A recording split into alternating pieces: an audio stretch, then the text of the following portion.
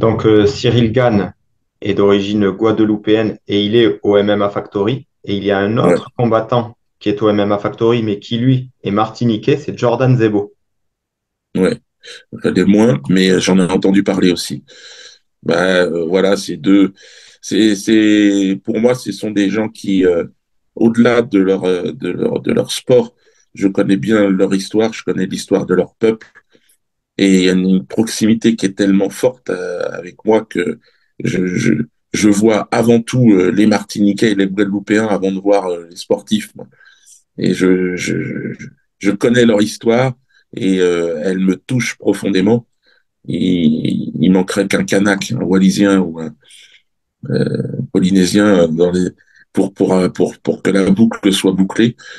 C'est une partie de cette France, de l'histoire de France qui me touche. Voilà. Et donc, tous ces sportifs, tous ces gens qui portent l'histoire de leur peuple, ils ont un rôle à jouer et puis ils le font merveilleusement bien.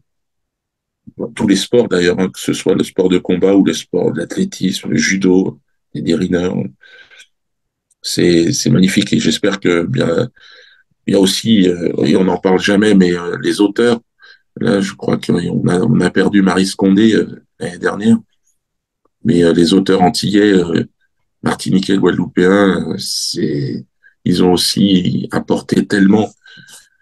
Moi j'ai eu la chance de croiser Aimé Césaire et, euh, et ça a été un temps très très fort dans mes rencontres avec les personnages publics et les personnages qui ont accès à la tribune et qui sont d'origine antillaise.